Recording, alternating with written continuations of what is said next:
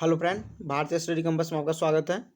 चलिए इस वीडियो में हम बात करेंगे गुजरात पब्लिक सर्विस कमीशन का जो सिविल इंजीनियरिंग का एग्ज़ाम हुआ था इसका प्रीवियस ईयर पेपर के बारे में।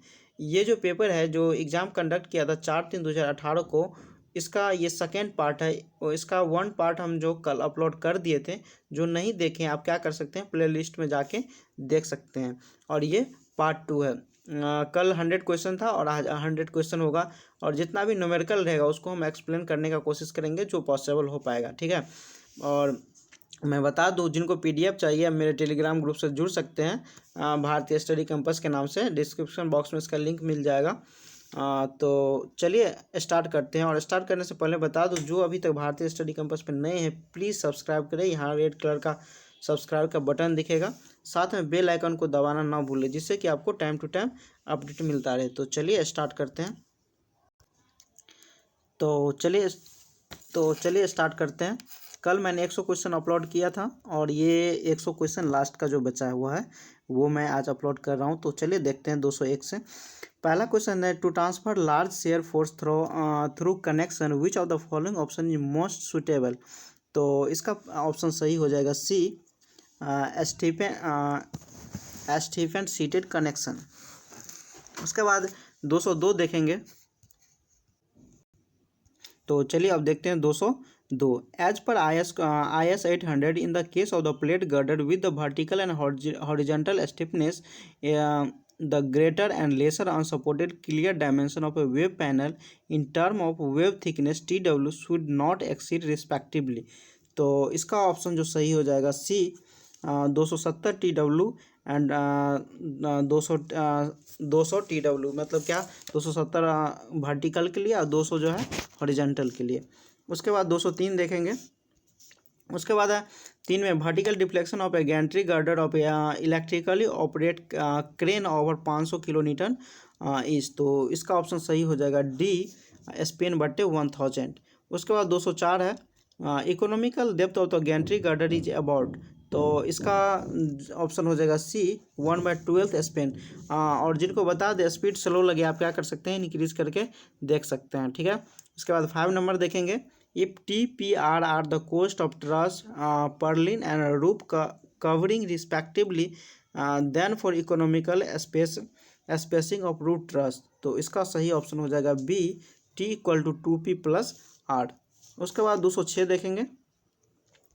6 में है, if an industrial building is covered by GI मतलब galvanization iron sheet and if no snowfall is expected in the area then the minimum pitch should be. तो इसका सही ऑप्शन हो जाएगा सी, 1/12 ऑफ द स्पेन। उसके बाद 207 है, which one of the following is a match correctly. तो इसका भी ऑप्शन क्या है, सी करेक्ट है, quadrangle equal to medium pitch, ठीक है। 208 देखेंगे। The collapse load of proper cantilever of span I subjected to uniformly distributed load. तो इसका ऑप्शन हो जाएगा क्या, डी। जो इसका जो निकालने के लिए होता है, मतलब जो कैंटिलीवर बीम है और प्रोप कैंटिलीवर की यहाँ पे बात कर रहा है, ठीक है। तो बीम इस टाइप का होगा। तो इस केस में जब यूनिफॉर्म डिस्ट्रीब्यूटेड लॉर्ड लगा रहेगा तो इस केस में इसका जो निकालने पे कितना आता है, 11.656 MP/I, ठीक है। उसके बाद 9 देखेंगे। The upper yield point in the stress strain curve is in a structural steel can be avoided by।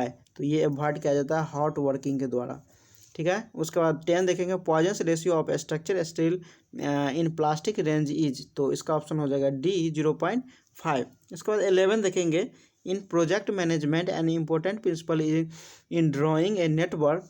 तो इसका सही ऑप्शन हो जाएगा A, no activity can start until all the previous activity in the same chain are completed. जब तक मतलब previous complete नहीं हो जाएगा तब तक क्या कर सकते हैं, आगे का स्टार्ट नहीं कर सकते हैं। तो ये ऑप्शन सही हो जाएगा 11 का। इसके बाद 12 नंबर देखेंगे। 12 में है, the value of particular entity at the end of the utility period without dismantling is called as the। इसको हम बोलते हैं साल्वेज वैल्यू। मतलब क्या, कुछ यूज करने के बाद भी उससे हमको क्या होता है, कुछ प्रॉफिट हो जाता है, तो उसको हम साल्वेज वैल्यू कहते हैं। जबकि स्क्रैप वैल्यू में होता है जब एक तरह से पूरे यूजलेस हो जाता है, जिसका कोई मतलब कीमत नहीं निकलता है, तो उसको हम स्क्रैप बोलते हैं। लेकिन इसका सही ऑप्शन हो जाएगा साल्वेज वैल्यू। उसके बाद है 13, in PERT the critical path represent the, तो इसका ऑप्शन सही ऑप्शन हो जाएगा B, the longest path of the network from the initial to the final event.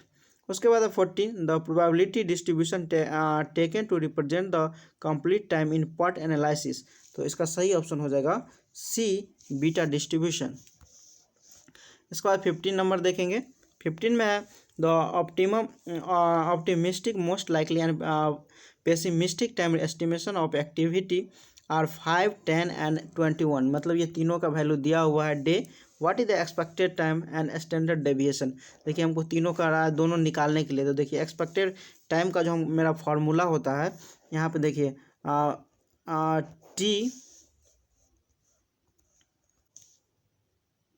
देखिए इसका जो फार्मूला होता है T O plus T4 into TM plus TP/6, ठीक है। यहाँ पे हमको कितना 5 दिया हुआ, यहाँ पुट कर देंगे। यहाँ पे 4 इंटू 10 है, तो यहाँ पे 10 पुट कर देंगे। यहाँ पे क्या होंगे 21 कर देंगे, ठीक है। तो यहाँ पे मेरा कितना निकल के आएगा, इसको 6 से डिवाइड कर देंगे। उसके बाद है जो स्टैंडर्ड डेविएशन के लिए, तो स्टैंडर्ड डेविएशन के लिए क्या करेंगे TP माइनस T0 वो जो दिया हुआ है बट क्या करेंगे 6 करेंगे, तो यहाँ से हमको कितना निकल जाएगा 2.67 निकल जाएगा। तो यहाँ से मेरा निकल का ऑप्शन क्या आएगा सी। उसके बाद 16 नंबर देखेंगे। A slack is given as different between difference between, तो ये जो डिफरेंस होता है latest available time and earlier expected time, तो इसका ऑप्शन हो जाएगा ए सही।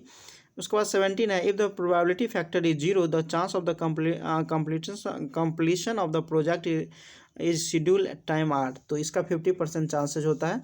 उसके बाद है 18 float may be define as the difference between, तो इसका जो डिफरेंस होता है latest starting time and earlier starting time, तो इसका ये भी सही है।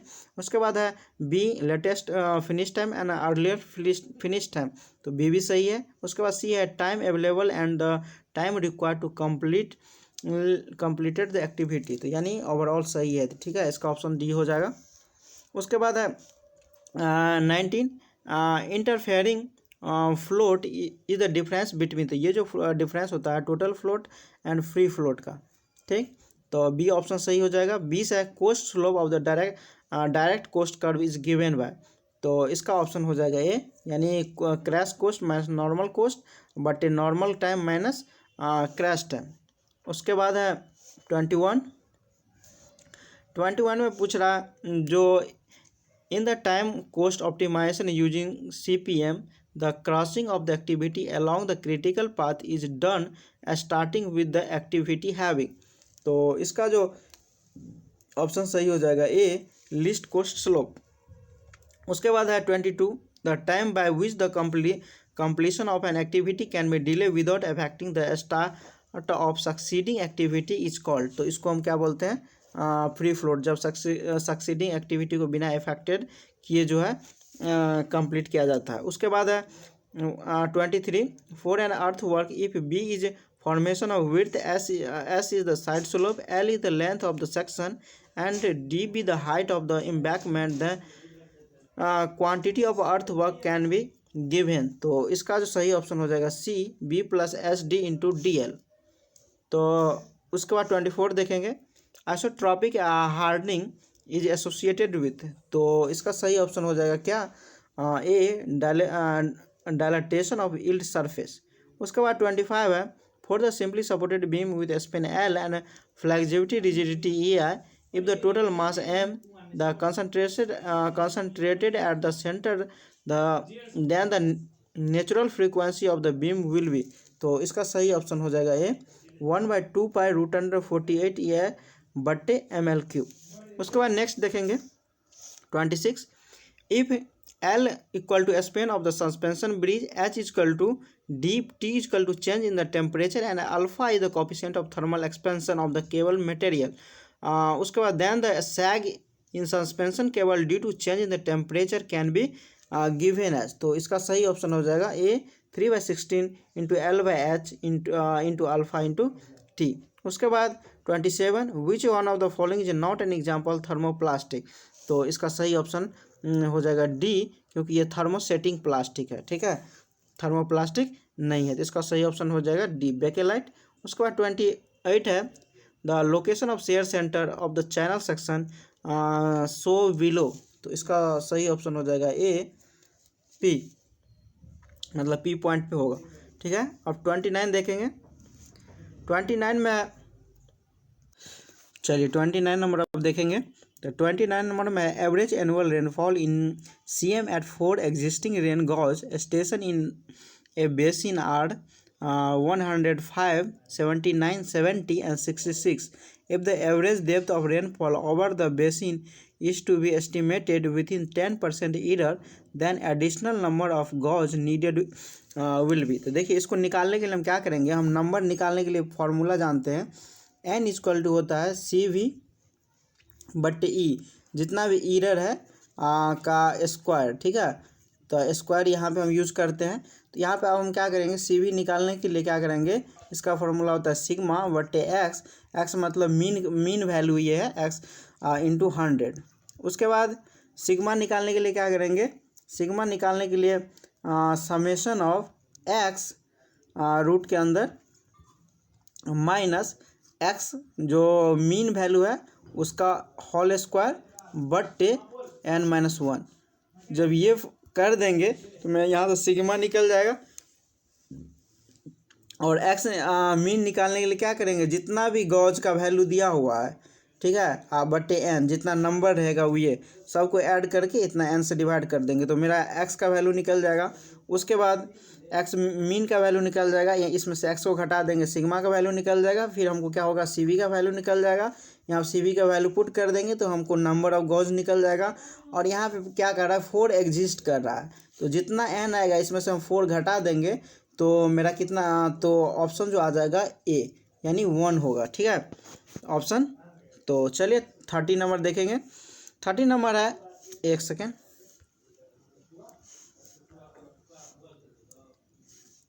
थर्टी नंबर देखेंगे। If the wind velocity at a height of 2 metre above the ground is 15 kilometre per hour, then the velocity at a height of 10 metre above the ground will be. देखिए ये हमको confirm नहीं हो पाया था, लेकिन इसका आंसर सही है ए, तो 19 किलोमीटर पर आवर, ठीक है। तो उसके बाद 31 देखेंगे। The statement ordinate of the direct run of hydrograph of common base period are directly proportional to the volume of the runoff represented by the respective hydrograph inferred।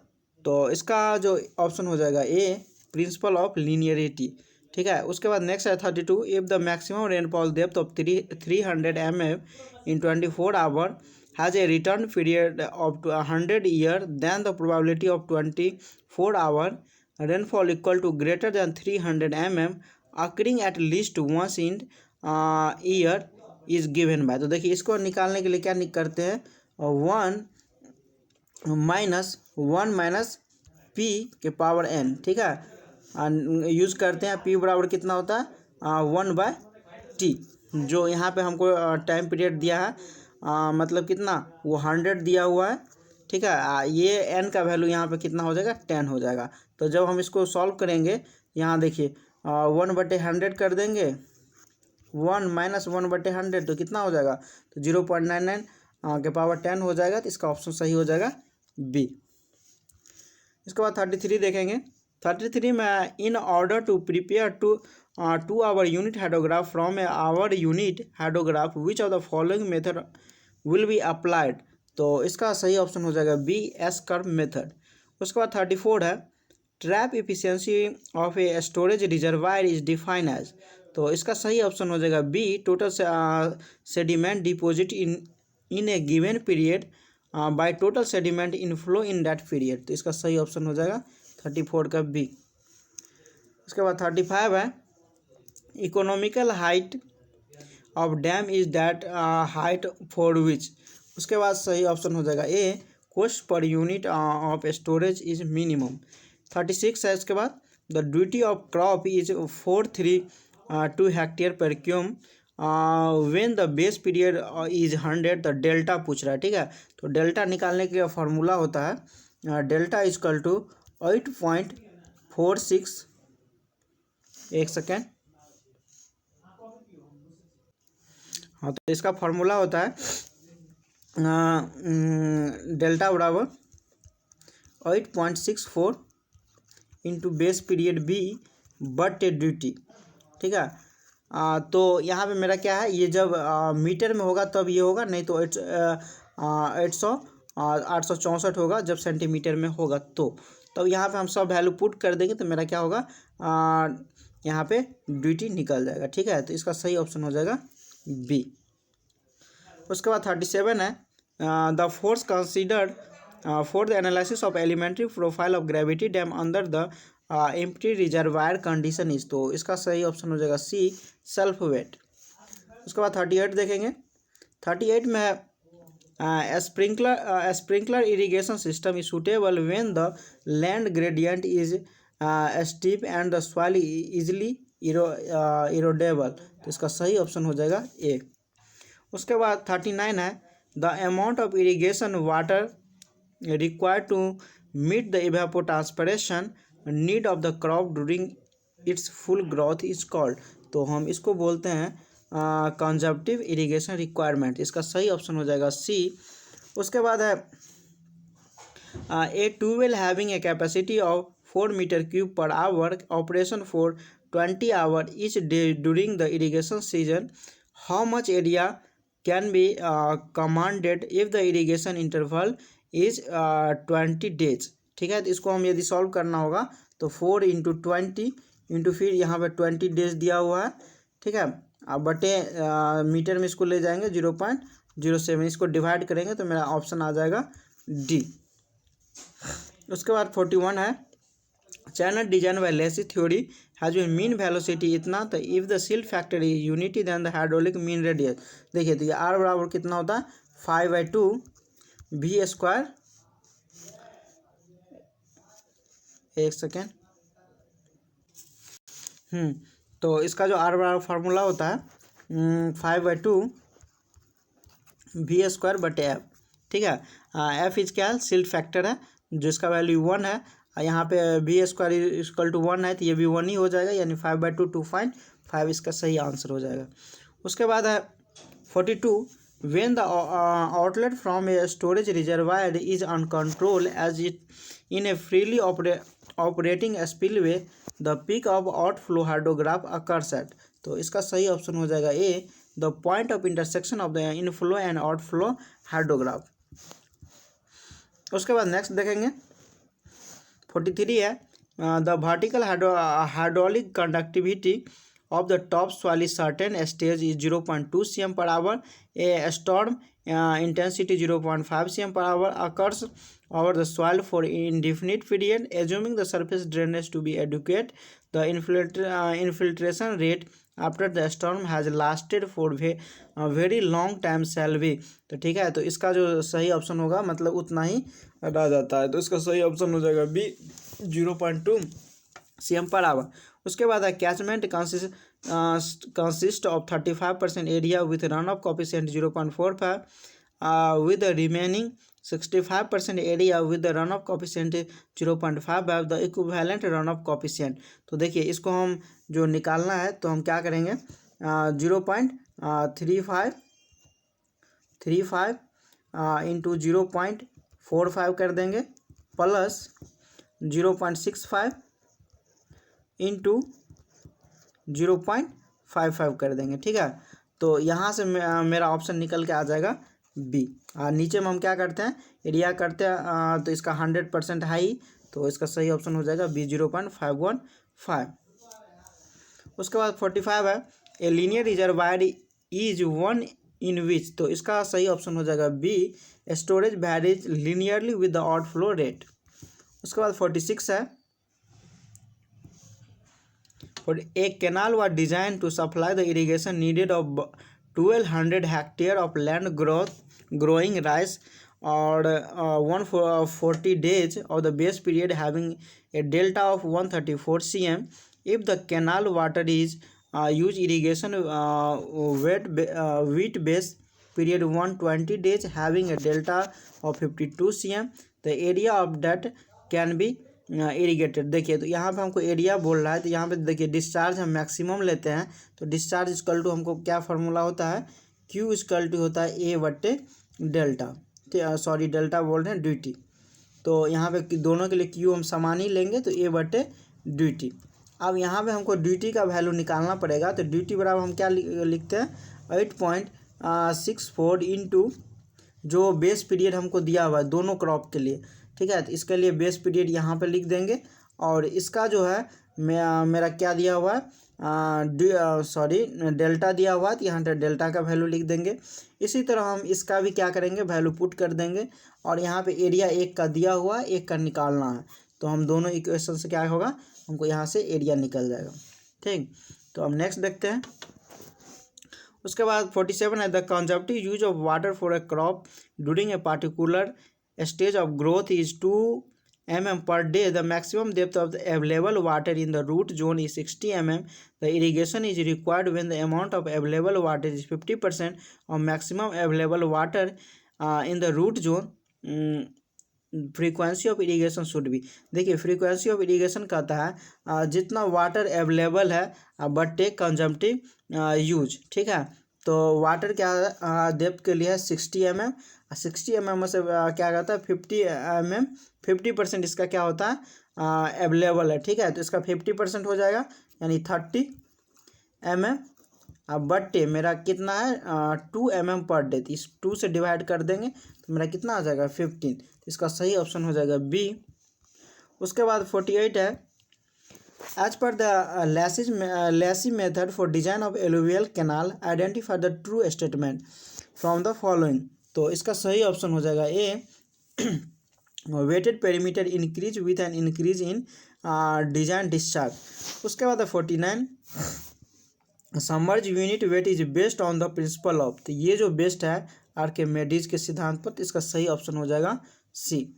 उसके बाद 50 है the specific gravity of soil sample is 2.7 and it's void ratio is 0.945 when it's fully saturated the amount the moisture content of the soil will be. तो देखिए हम जानते हैं S E equal to होता है जी डब्ल्यू. ठीक है, जब S equal to fully saturated का बात कर रहा है तो एस इक्वल टू मेरा 1 हो जाएगा. तो यहाँ पे मेरा मेन फार्मूला हो गया E equal to G W. यहाँ पे हमको जी का वैल्यू दिया हुआ है, वाटर रेशियो का वैल्यू दिया हुआ है, यहाँ से हम क्या कर सकते हैं वाटर कंटेंट डब्ल्यू निकाल सकते हैं. ठीक है, तो इसका सही ऑप्शन हो जाएगा 35%. अब नेक्स्ट देखेंगे 51 Stokes law is applicable for spherical of diameter range between. तो इसका रेंज होता है 0.22 0.0002 mm के बीच. उसके बाद 52 है द एडमिक्चर ऑफ सैंड या सिल्ट टू क्ले कॉज. तो ये इसका सही ऑप्शन हो जाएगा C decrease in both liquid limit and plasticity index. उसके बाद 53 according to IS classification system the soil can be classified into. तो ये से क्लासीफाई किया जाता है 18 ग्रुप में. उसके बाद है 54 a soil has the liquid limit of 60% and plastic limit of 20%. Then the classification of as per IS soil classification system. देखिए इसका जो ऑप्शन दिया है ये क्या है गलत है. ठीक है, इसका सही ऑप्शन होगा सी एच, क्योंकि देखिए यहाँ पे हम जो डायग्राम देखते हैं क्लासिफिकेशन के लिए, तो ये जैसे हम काउंट करते हैं 35% पे और 50% पे 50% पे, और यहाँ जो हम लाइन जाता है यहाँ से 20% पे. तो यहाँ जो डिफाइन करता है ये करता है सी आई को, ये करता है सी एच को, ये करता है सी एल को. ठीक है, तो यहाँ पे होता है एम एच, जो एम एच एम आई और एम एल. ठीक है, ये लोअर पार्ट को दिखाता है. तो यहाँ पे हमको क्या बोल रहा है लिक्विड लिमिट 60%. तो ये तो पहले ही कंफर्म हो गया जो इस रेंज में आएगा. ठीक है, इस रेंज में आने का मतलब सी एल तो किसी भी हालत में नहीं होगा. और इसके बाद हमको प्लास्टिक लिमिट हमको 20% दिया हुआ है. ठीक है, तो यहाँ हम आई पी का वैल्यू जो निकालेंगे, आईपी का वैल्यू, तो यहाँ पे हमको क्या होगा 60 माइनस 20 या 40%। और आईपी जो ए लाइन के लिए निकलता है, ठीक है, ए लाइन के निकलता है 0.73 इंटू WL माइनस 10, ठीक है। तो ये जो हम जब वैल्यू लेते हैं, यहाँ से जो हम जो वैल्यू लेंगे, सॉरी एक सेकेंड,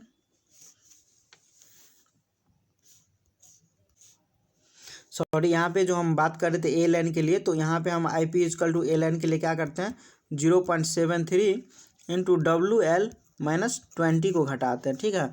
तो यहाँ से मेरा आई पी जो ए लाइन के लिए आएगा वो हो गया, और जो मेरा आई पी आएगा, जो आई पी जो इस सॉइल के लिए दिया है 60 माइनस 20 करेंगे 40। तो मेरा जो ये लाइन जो आता है, तो ये लाइन्स का क्या होता है ऊपर ही आता है, ऊपर ही आएगा तो क्या होगा CH सॉइल हो जाएगा, ठीक है, हाई प्लास्टिक में काउंट आ जाएगा। तो इसका सही ऑप्शन हो गया सी, यानी सी ऑप्शन जो है सही है। उसके बाद 55 देखेंगे। 55 में है flow between any 2 point in A soil depend only on the difference, तो तो ये डिफरेंस होता है टोटल हेड में। उसके बाद है coefficient of permeability of soil is 4 × 10⁵ -5 cm per second for a certain poured fluid. If the viscosity of the poured fluid is reduced to half, then the coefficient of permeability will be, ठीक है। तो यहाँ पे हमको क्या कर रहा है, तो यहाँ हम जानते हैं क्या होता है K is equal to gamma W/μ होता है, ठीक है। इस रिलेशन को यदि हम सॉल्व करेंगे, यदि K1/K2 करके फिर सेकेंड गामा W/μ2 करेंगे, तो यहाँ से जो मेरा सॉल्व करके आ जाएगा ये डबल हो जाएगा, यानी इसका सही ऑप्शन हो जाएगा बी 8 × 10⁻⁵ cm per second। उसके बाद है due to rise in temperature and the viscosity and unit weight of a percolating fluid are reduce to 70% and 90% respectively, the other thing being the constant the change of the coefficient of permeability. देखिए यहाँ पे वही इसी formula का use होगा। तो जैसे हम K1 क्या था गामा W/μ, तो इसी तरह हम फिर K2 का वैल्यू यूज करेंगे, तो गामा W/μ, ठीक है। तो यहाँ पे दिया हुआ 70%, यहाँ पे 70 पुट कर देंगे, यहाँ पे कितना है 90%, तो 90, तो इसको हम क्या करेंगे 90/70 हो जाएगा यहाँ पे। तो यहाँ 1 पॉइंट समथिंग यहाँ पे 28 के आसपास यहाँ पे आता है। तो उसके ये क्या हो जाएगा K1 इजकल टू, एक सेकेंड, यहाँ पे आ जाएगा मेरा K1 इजकल टू 1.28 के समथिंग के आता है, यानी K2 के आसपास इतना आ जाएगा, ठीक है। और जब हमको क्या पूछ रहा है change of coefficient of permeability, तो हम यहाँ क्या करेंगे K1 माइनस यहाँ पे K2/K2 कर देंगे, ठीक है। तो 1.1 सॉरी हाँ यहाँ पे 1.28 के समथिंग आता है। तो यहाँ पे क्या हो जाएगा 1 इसमें से घट जाएगा, तो 0.28 के आसपास आ जाएगा। तो इसका परसेंटेज निकालेंगे, तो इसका सही ऑप्शन हो जाएगा बी, यानी 28.6%। उसके बाद है 58 the permeability of soil deposit in situ can be best obtain bye, तो इसका सही ऑप्शन हो जाएगा सी पंपिंग टेस्ट के द्वारा। उसके बाद है the hydraulic head that would produce a quick condition in sand stratum of the thickness 2 metre if the G equal to इतना, E इजकल टू इतना, ठीक है। तो यहाँ पे देखिए हम जानते हैं जो I इजकल टू जो होता है G माइनस 1/1 + E, ये फार्मूला। तो यहाँ पे मेरा जो देखा जाए तो I के बराबर 1 के आसपास का आ जाता है, ठीक है। उसके बाद होता है चेंज ऑफ I हो गया, और I का वैल्यू होता है चेंज ऑफ H/L। तो यहाँ पे मेरा H पूछ रहा है, तो L बराबर 2 दिया हुआ है, इसका ऑप्शन सही हो जाएगा B2। उसके बाद 260 the value of hydraulic gradient corresponding to 0 resultant body force is called, तो इसको हम कहते हैं क्रिटिकल हाइड्रोलिक ग्रेडियंट। उसके बाद 61 है पाइपिंग अकर्स वेन, तो इसका इफेक्टिव स्ट्रेस क्या होता है 0 हो जाता है, तो इसका ऑप्शन ए हो जाएगा। उसके बाद 62 है the quantity of CPH depend on which of the following statement, तो ये जो डिपेंड करता है coefficient of permeability difference head across the flow path और थर्ड है the length of the flow path. तो ये तीनों क्या होगा, सही हो जाएगा। उसके बाद है 63। उसके बाद 63 में एक clay layer of thickness 10 cm and initial void ratio 0.5 undergo settlement so that the final void ratio of इतना। तो हमको क्या पूछा, सेटलमेंट ऑफ द, तो हम इसका फॉर्मूला जानते हैं, चेंज ऑफ एच बट्टे एच होता है बट्टे चेंज ऑफ ई बट्टे 1+e। ठीक, तो ये इस फार्मूला का यूज करेंगे तो मेरा क्या होगा, निकल जाएगा। इसका ऑप्शन सही हो जाएगा सी। उसके बाद है 64 the unit of coefficient of consolidation is, तो इसका सही ऑप्शन हो जाएगा बी, cm²/सेकेंड। उसके बाद 65 देखेंगे। 65 में सेकेंडरी कंसोलिडेशन इज, तो ये इसका ऑप्शन हो जाएगा बी, कॉज बाय क्रीप के चलते होता है। उसके बाद है 66 two identical sample of same size design as A and B are subjected to consolidation under identical condition. Drainage take place through one phase is sample A and through both phase of the sample B. ठीक है, तो 50% of consolidation of A occurs in 10 minutes. Then the time required 50% consolidation occurs in sample B in minute. तो देखिए इसका हम formula जानते हैं, TV equal to होता है क्या, CV इंटू टी बट्टे डी का स्क्वायर। जो बी का केस में क्या है, डी का जो वैल्यू होता है D/2 हो जाएगा।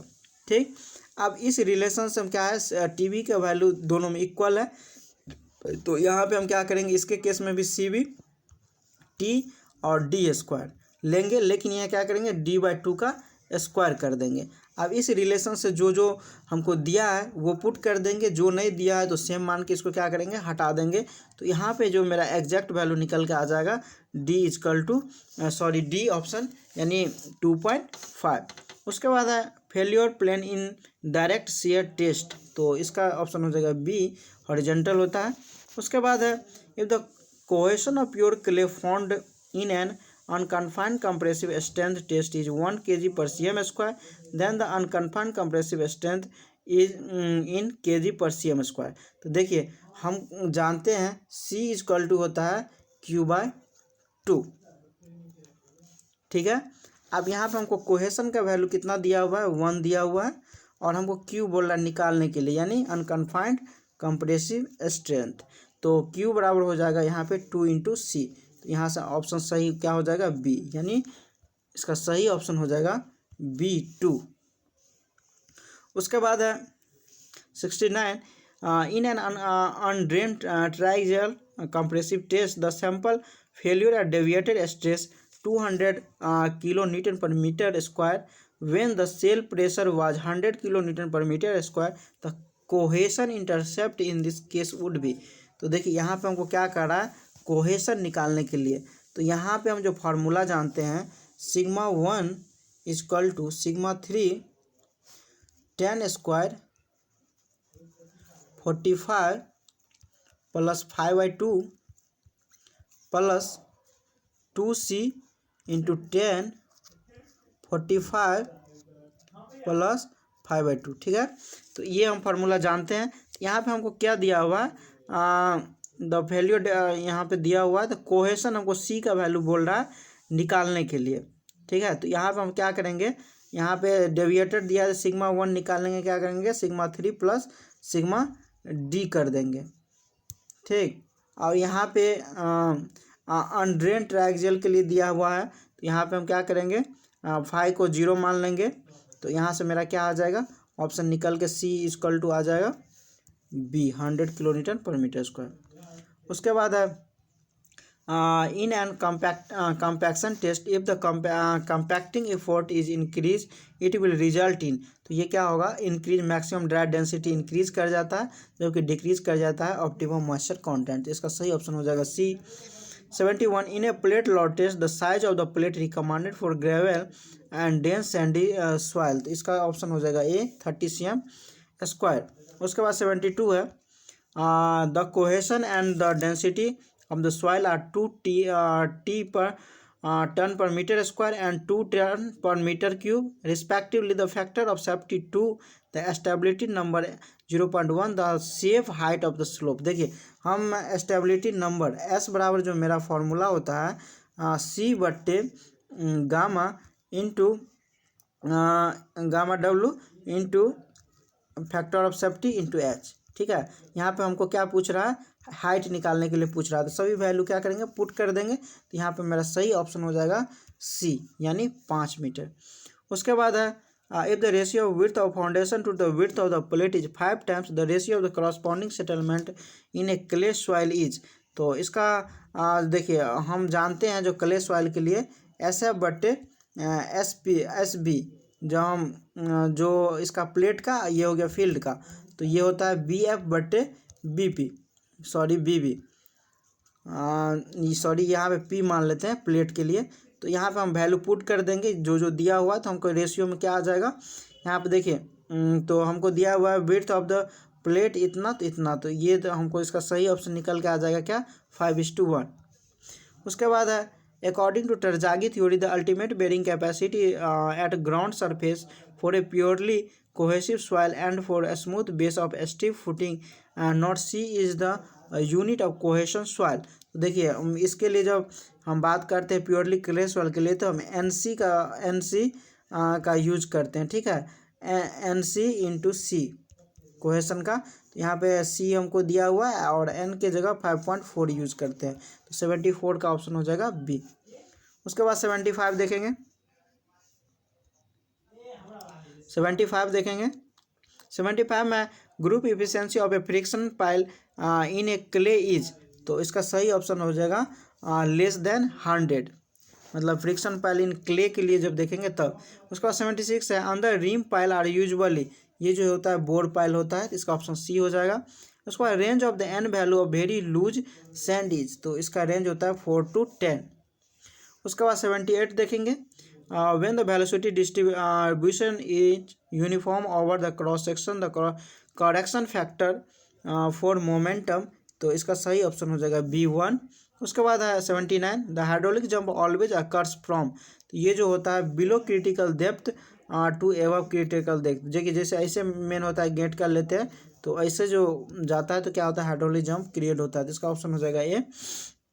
उसके बाद flow channel is consider to be transition state if the Reynolds number is, तो इस जो होता है बिटवीन 700 से 2000 के बीच में होता है, ट्रांजिशन केस में होता है, तो इसका ऑप्शन हो गया बी।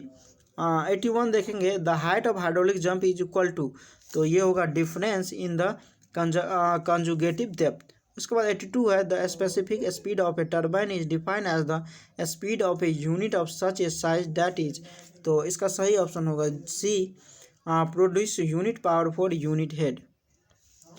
उसके बाद 83 an irrigation canal having steady discharge Q at the section where cross regular gate is provided for a control purpose if the gate of the regulator which is normally usually open is suddenly lowered down to half open position then a rapidly varied unsteady flow result in such case what would be the form।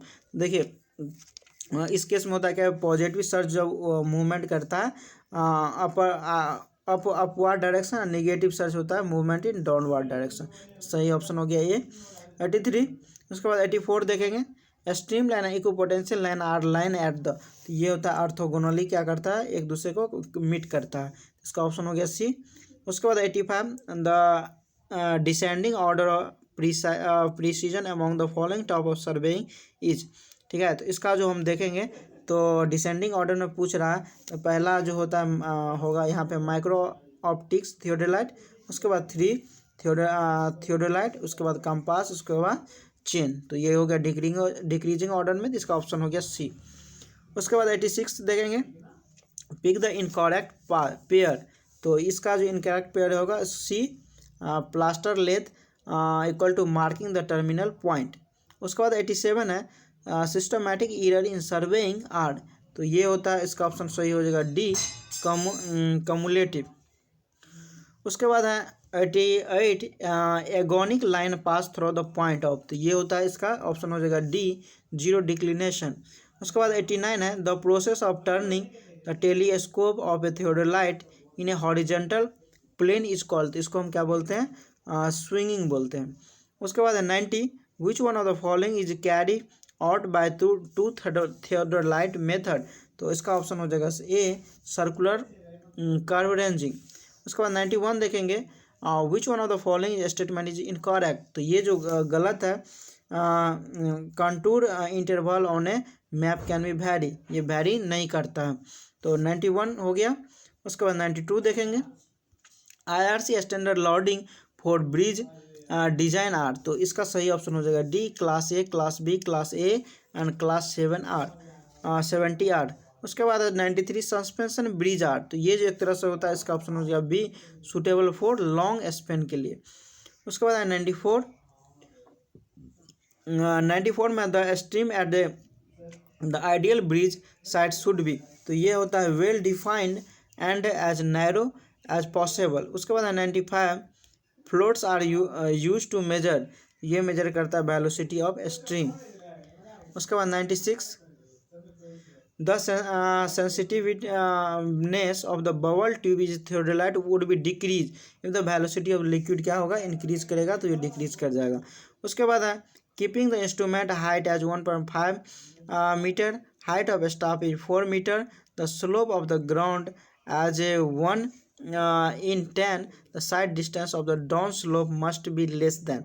तो इसका जो देखेंगे, तो इसका option हो जाएगा ए, less than 25 metre. ठीक है। उसके बाद 98 देखेंगे, कैलिफोर्निया बेयरिंग रेशियो इज। तो इसका ऑप्शन देखेंगे C, the measurement to indicate the relative strength of the paving material. उसके बाद 99, उसके बाद which of the following pavement can be use for the construction on a black cotton soil. तो इसके लिए इसका ऑप्शन हो जाएगा सी, रिजिड पेमेंट। उसके बाद लैकवेस्टिंग सॉइल आर सॉइल। तो ये है deposited in lake deep bed. ठीक है, तो इसको लैकवेस्टिंग सॉइल बोलते हैं। तो चलिए, ये लास्ट क्वेश्चन था। तो चलिए, एक दो क्वेश्चन में हमें भी डाउट था, तो उसको हम नहीं देख पाए, लेकिन मैंने कोशिश किया जितना भी मैक्सिमम हो सके उसको कंसीडर करने का। तो आपको वीडियो कैसा लगा, आप प्रतिक्रिया ज़रूर दें, क्योंकि बहुत मेहनत लगता है बनाने में। और प्लीज़ सब्सक्राइब जरूर करें चैनल को, साथ में बेल आइकन को दबाना ना भूलें, जिससे कि आपको टाइम टू टाइम अपडेट मिलता रहे। ठीक है। PDF आपको चाहिए तो आप टेलीग्राम ग्रुप से जुड़ सकते हैं, मैं इसमें जस्ट डाल दे रहा हूँ। ठीक है। Okay, thank you for watching.